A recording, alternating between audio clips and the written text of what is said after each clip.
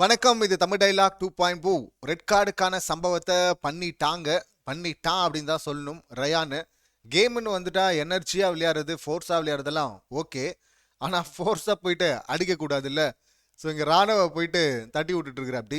ஆக்சுவலாக அதுக்கு முன்னாடி வந்து முத்து வந்து அட்வைஸ் பண்ணிட்டு இருந்தா அப்படி. ஆர்ஜே ஆனந்தி அவங்க ஃபிசிக்கல் டாஸ்க்னாவே 10 அடி தள்ளி நிற்பாங்க பின்னாடி. இப்போ அவங்களுக்கு அந்த கூட்டத்துக்கு அட்வைஸ் பண்ணும்போது முத்து சொல்லிட்டு இருந்தா அப்படி. இங்கே இந்த கேமில் பார்த்தீங்கன்னா இது வந்து பிக் பாஸ் ஃபைனல் டைட்டிலுக்கான கேம் கிடையாது, டாஸ்க் கிடையாது. ஸோ அதனால் வந்து அலைன்ஸ் போட்டே ஆகணும், ஃபோர்ஸாக விளையாடி ஆகணும், உழுந்து வாரி ஆகணும், அடிபடணும் அப்படிங்கிற எந்த அவசியமும் இல்லை. அவுட் ஆகிட்டா அதை பற்றியெல்லாம் ஃபீல் பண்ணாதீங்க, சேஃபாக பின்னாடி உட்காருங்க அப்படின்னு சொல்லிட்டு இருந்தாரு. இதை பிக் பாஸ் கேட்டாரான்னு தெரில. கேட்டாலே அப்படியே என்ன பண்ணுவார், அப்படியே உல்ட்டா பண்ணி விடுவார்ல. இந்த முறை பார்த்தீங்கன்னா வெளியே அவுட் ஆகிட்டு உட்காந்துட்டு இருக்கிறவங்க அவங்களும் வந்து தடுக்கலாம், கேமுக்குள்ளே வரலாம் அப்படின்னு சொல்லிட்டாரு. இதுக்கு முன்னாடி சீசனில் இது மாதிரி ஒன்று பண்ணதா எனக்கு ஞாபகம். ஸோ இப்போ எல்லாருமே வந்துட்டாங்க. ஒரு பக்கம் முத்துக்குமரன், சாச்சனா, ரயான் அப்படின்னு நினைக்கிறேன் அந்த பிட்டுக்குள்ளே உள்றாங்க. இன்னொரு பக்கம் பார்த்தீங்கன்னா ஜெஃப்ரி, ரயான். ஜெஃப்ரி வந்து பொம்மையை கையில் வச்சிருக்கிறான். ராணவ் போயிட்டு ஃபோர்ஸாக வந்து பிடிக்கிற அப்படி. பின்னாடி வந்து அதுலேருந்து விடுவிக்கிறதுக்காக ரயான் போராடிட்டு இருக்கிறான். அங்கே தான் பிரச்சனை ஸ்டார்ட் ஆகுது அப்படின்னு நினைக்கிறேன். இங்கே டீமாக இருக்கிறாங்க. இது வந்து கோவா கேங்கு.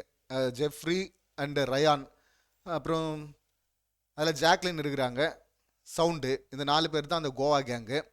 ஸோ இந்த கோவா கேங்க்கும் இன்னொரு விஷால் கேங்க்கும் ஆகாது. அது நேற்று விஷால் வெர்சஸ் ஜாக்லின் அப்படின்னு சொல்லிட்டு பார்த்தோம். இப்பயும் அந்த மாதிரி தான் நடக்குதுன்னு நினைக்கிறேன். ஏன்னா இந்த ஸ்ட்ரகிளில், இந்த பிரச்சனை ஆகிறதுக்கு முன்னாடி நல்லா பார்த்தீங்கன்னா ஜெஃப்ரி கையில் பொம்மை இருக்குது. அவன் வெளியே வந்துட்டான், பிட்டுக்கு வெளில நின்றுட்டு இருக்கிறான். அப்படி ஜெஃப்ரி பொம்மையை ஹோல்டு பண்ணிட்டு இருக்கான், உள்ளே வைக்காம நிற்கிறான் அப்படின்னா இன்னொருத்தர் யாரோ பொம்மையை ஹோல்டு பண்ணி வெளில நின்றுருக்குறாங்க ஆப்போசிட் கேங்கில். ஸோ அப்போ தான் பார்த்தீங்கன்னா அந்த கான்வர்சேஷன் போகுது. இப்போ ஜெஃப்ரி வந்து சொல்கிறான், பொம்மையை ஏன்டா பிடிக்கிற அப்படின்னு சொல்லிட்டு. பொம்மையை பிடிக்காம என்னடா பிடிப்பாங்க, பொம்மையை பிடிக்கூடாதுலாம் இல்லையே.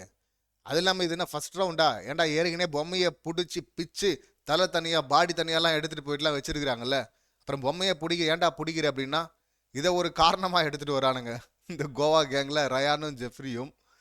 ராணவ் பற்றி நான் ஆல்ரெடி சொல்லியிருக்கேன். ராணவாக இருக்கட்டும், சாச்சனாவாக இருக்கட்டும், இவங்க டைட்டில் அடிக்கிறதுக்கான ஆட்கள் கிடையாது. ஆனால் சிறப்பாக விளையாடுற ஆட்களும் அப்படின்னு. சாச்சனா கூட ஓரளவுக்கு ஏதோ ஒன்று விளையாடுவாங்க, ரயான்லாம் நம்ம எதிர்பார்க்க முடியாது.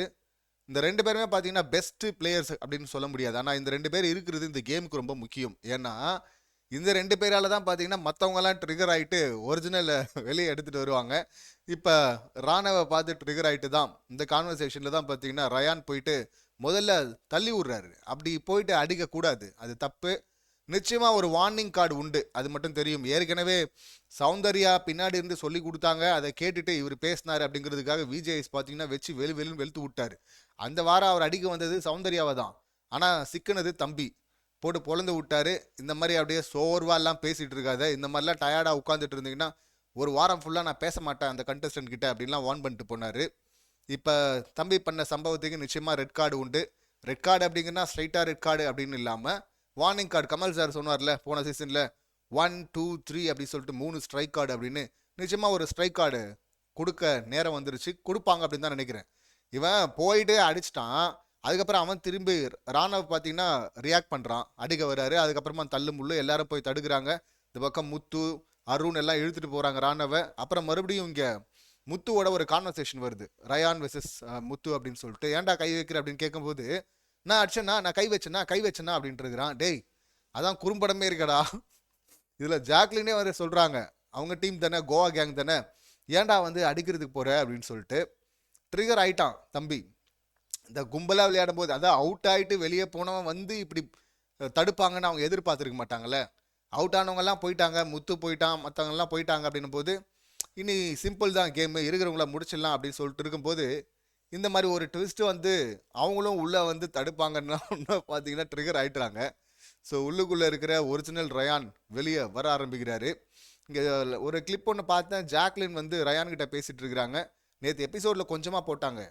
இங்கே சௌந்தர்யாவுக்கு ஃபேன்ஸ் இருக்குது, அதனால சௌந்தர்யாவை வந்து லூஸு மென்டல் இந்த மாதிரி சொல்கிறானுங்க விஷால் கேங்கு. முத்துக்குமரனுக்கு ஃபேன்ஸ் இருக்குது, அதனால அவனை அடித்து உடைக்கிறதுக்கு ட்ரை பண்ணுறாங்க, என்னை வந்து தன்மைப்படுத்துறதுக்கு பார்க்குறாங்க அப்படின்னு ஜாக் வந்து சொல்லிட்டு இருந்தாங்கல்ல. அதே எபிசோடில் போட்டாங்க. அதே இடத்துல இன்னொன்று சொல்கிறாங்க, இங்கே சீசன் 2 அது மட்டும் தான் நான் பார்க்கல, ஆனால் நிறைய பேர் சொல்லி கேள்விப்பட்டிருக்கேன் செம்ம என்டர்டெயின்மெண்ட்டாக போச்சு அப்படின்னு. அதில் வந்து சாண்டி கவின் இந்த பேர் அடிக்கடி அடிபடும். இந்த குரூப்பாக இருந்தாங்க, ஆனாலும் சிறப்பாக கேம் விளையாடினாங்க அப்படின்னு சொல்லுவாங்கள்ல. நம்ம ஏன்டா அந்த மாதிரி விளையாடக்கூடாது, நம்ம ஒன்றாவே இருக்கலாம், நம்ம வந்து கேம்னு வந்துட்டா கேம் நல்லா விளையாடலாம் அப்படின்லாம் வர சொல்லிட்டு இருந்தாங்க. அப்போ இதுதான் அவங்க பிளானா ஜாக்லின்?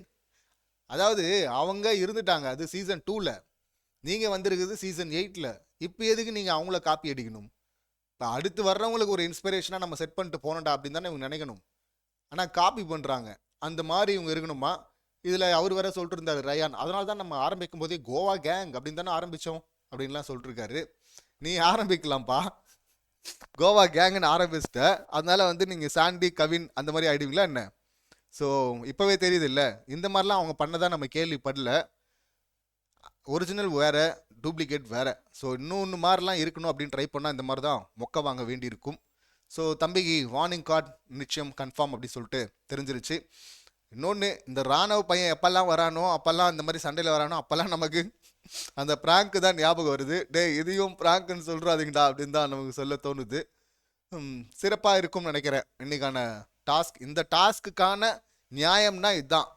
அதாவது ஒன்று குறும்படத்தில் சிக்கணும், இந்த பஞ்சாயத்து வரணும். அது வராமல் இந்த ப்ரொமோவாக போட்டு 2 நாளாக கொலையாக கொண்டுட்டு இருந்தாங்கல்ல, இந்த விஜய் விஷால் தர்ஷிகா இவங்க லவ்வை பற்றி ஆர்ஜே ஆனந்தியும் பவித்ராவும் பேசுகிறதெல்லாம் அதெல்லாம் தாங்க முடியல, சகிக்கல. பட் இப்போ கரெக்டாக டால் டாஸ்க்கான ப்ரமோ வந்திருக்கு, சிறப்பாக இருக்குது. இன்னும் அடுத்த 2 ப்ரமோ இந்த பஞ்சாயத்தை பற்றி தான் வரும் அப்படின்னு நினைக்கிறேன். இதில் பார்க்கும்போது ரொம்ப கிளியராக தெரியுது, அவன் தடுக்க வந்திருக்கிறான், தடுக்கிறது அவனுக்கு கொடுக்கப்பட்ட வேலை. ராணுவ பண்ணுது, ரயான் பண்ணது தான் தப்பு. எக்ஸ்ட்ரீமாக ட்ரிகர் ஆகிட்டார் தம்பி. ஸோ ஒரிஜினலாக வெளியே வர ஆரம்பிச்சிட்டாரு. இனி வந்து அப்படியே கண்ட்ரோலாக அட்வைஸ்லாம் பண்ணிட்டு இருப்பார்ல சவுண்டுக்கும் ஜாக்லினுக்கும், அந்த ரயான் இல்லை, இது வேற மோடு. மற்றவங்க யாராக இருந்தாலும் பரவாயில்ல, ஆனால் நேற்று கூட ஒரு வார்த்தையை விட்டான்ல, அப்படி தட்டினு வச்சிங்களேன் எல்போவில் தவட பிஞ்சிரும் அப்படின்னு. அது வந்து இன்னொருத்தர் நீங்கள் அது மாதிரி தட்டுறீங்க, அந்த மாதிரி தட்டாதீங்க அப்படின்னு சொல்ல வந்தானா, இல்லைனா நான் அடிச்சுன்னா அவ்வளோதான் சொல்கிறானா? 2வது முறை சொல்லியிருக்க மாட்டான், 2வது பாயிண்ட்லேருந்து சொல்லியிருக்க மாட்டான் அப்படின்னு சொல்லிட்டு நான் நம்புகிறேன். ஃபஸ்ட்டு பார்க்கும்போது இவன் அடிச்சன்னா அப்படியே தவட பிஞ்சிரும் அப்படின்னு சொல்கிற மாதிரி தான் இருந்தது. அதுக்கப்புறமா பார்க்கும்போது இல்லை இந்த மாதிரி பண்ணாதீங்க அப்படின்னு தான் அவன் சொல்ல வந்ததா புரிஞ்சுது. இப்போ இன்னைக்கு நிஜமாவே சொல்லிடுவான் போல இருக்கு. ராணுவுக்கு அந்த கோவத்துலேயும் பேச வரல, ஃப்ளோவாக வார்த்தை வரல. உன்னாலாம் ஒன்றுமே பண்ண முடியாதுடா, ஒன்றுமே பண்ண முடியாதுடா அப்படின்ட்டு இருக்காரு ரயான். தம்பி அவனால் ஒன்றும் பண்ண முடியாது, ஆனால் அவனை நீங்கள் செய்கிறீங்கல்ல இந்த மாதிரி, அதனால் உங்களுக்கு ஒன்று நடந்துடும், அது நடக்காமல் பார்த்துங்க, கையில் கார்டு எடுக்காமல் பார்த்துங்க தம்பி அப்படின்னு தான் நம்ம சொல்ல வேண்டியிருக்கு. வந்த இந்த ப்ரமோவை பற்றி நீங்கள் என்ன நினைக்கிறீங்க? உங்கள் கருத்து என்ன அப்படிங்கிறது கமெண்ட் பண்ணுங்கள். மீண்டும் அடுத்த வீடியோவில் சந்திக்கலாம். நன்றி, வணக்கம்.